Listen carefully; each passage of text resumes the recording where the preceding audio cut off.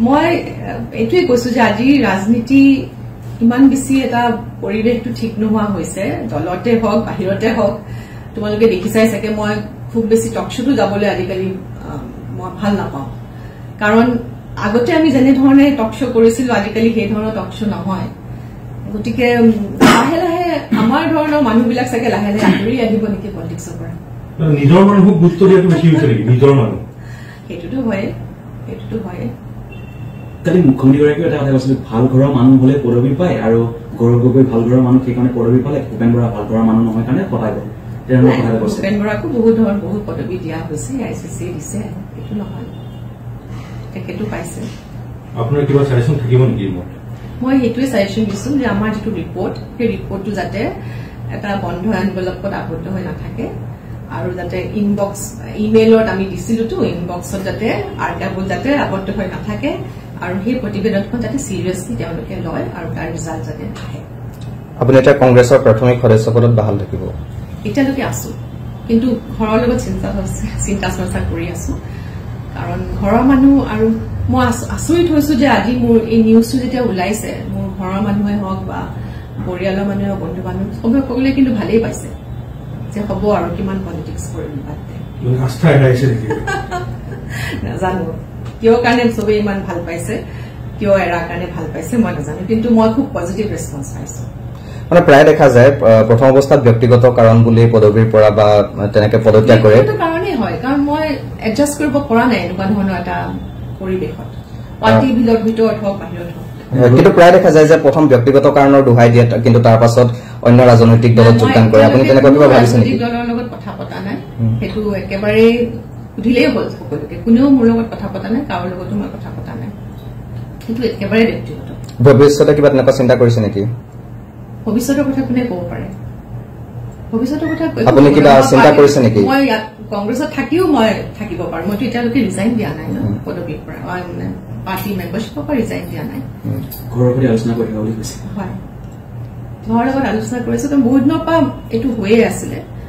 আপুনি বহুত দিনৰ পৰা চিন্তা চৰ্চা কৰি আছিলে আপুনি ভূপেন বৰাকো জনাইছে বুলি কৈছে আৰু কালিৰ দিনটোতে আপুনি পদত্যাগ কৰিছে কিবা বিশেষ ইংগিত আছে নেকি অন্তৰালত যিহেতু নতুন এটা কমিটি হ'বই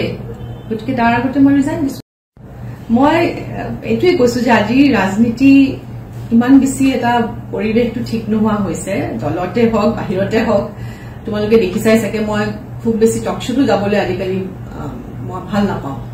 কাৰণ আগতে আমি যেনে ধৰণে টকশ্ব কৰিছিলো আজিকালি সেই ধৰণৰ টকশ্ব নহয় গতিকে লাহে লাহে আমাৰ ধৰণৰ মানুহবিলাক চাগে লাহে লাহে আঁতৰি আহিব নেকি পলিটিক্সৰ পৰা নিজৰ মানুহক গুৰুত্ব দিয়াটো বেছি হৈছে নেকি নিজৰ মানুহ সেইটোতো হয় কালি মুখ্যমন্ত্ৰীগৰাকীয়ে এটা কথা কৈছিল ভাল ঘৰৰ মানুহ হলে পদবী পায় আৰু গৌৰৱ গগৈ ভাল ঘৰৰ মানুহ সেইকাৰণে পদবী পালে ভূপেন বৰা ভাল ঘৰৰ মানুহ নহয় কাৰণে পতাই গ'ল তেনেকুৱা কথা কৈছে ভূপেন বৰাকো বহুত পদবী দিয়া হৈছে আইচিচি দিছে এইটো নহয় তেখেতো পাইছে আপোনাৰ কিবা চাজেশ্যন থাকিব নেকি মই সেইটোৱে চাজেশ্যন দিছো যে আমাৰ যিটো ৰিপৰ্ট সেই ৰিপৰ্টটো যাতে এটা বন্ধ এনভেলপত আবদ্ধ হৈ নাথাকে আৰু যাতে ইনবক্স ইমেইলত আমি দিছিলোতো ইনবক্সত যাতে আৰ্কাইভত যাতে আবদ্ধ হৈ নাথাকে আৰু সেই প্ৰতিবেদনখন যাতে চিৰিয়াছলি তেওঁলোকে লয় আৰু তাৰ ৰিজাল্ট যাতে আহে আপুনি এটা কংগ্ৰেছৰ প্ৰাথমিক সদস্য পদত বাহাল থাকিব এতিয়ালৈকে আছো কিন্তু ঘৰৰ লগত চিন্তা চৰ্চা কৰি আছো কাৰণ ঘৰৰ মানুহ আৰু মই আচৰিত হৈছো যে আজি মোৰ এই নিউজটো যেতিয়া ওলাইছে মোৰ ঘৰৰ মানুহে হওক বা পৰিয়ালৰ মানুহে হওক বন্ধু বান্ধৱ চবে সকলোৱে কিন্তু ভালেই পাইছে যে হ'ব আৰু কিমান পলিটিক্স কৰিম বাদে আস্থা হেৰাইছে নেকি নাজানো কিয় কাৰণে চবেই ইমান ভাল পাইছে কিয় এৰাৰ কাৰণে ভাল পাইছে মই নাজানো কিন্তু মই খুব পজিটিভ ৰেছপন্স পাইছো মানে প্ৰায় দেখা যায় প্ৰথম অৱস্থাত ব্যক্তিগত কাৰণ বুলি পদবীৰ পৰা বা তেনেকে পদত্যাগ কৰে এইটো কাৰণেই হয় কাৰণ মই এডজাষ্ট কৰিব পৰা নাই এনেকুৱা ধৰণৰ এটা পৰিৱেশত পাৰ্টিৰ ভিতৰত হওক বাহিৰত হওক কিন্তু প্ৰায় দেখা যায় যে প্ৰথম ব্যক্তিগত কাৰণৰ দোহাই দিয়ে কিন্তু তাৰ পাছত অন্য ৰাজনৈতিক দলত যোগদান কৰে আপুনি তেনেকুৱা কিবা ভাবিছে নেকি দলৰ লগত কথা পতা নাই সেইটো একেবাৰে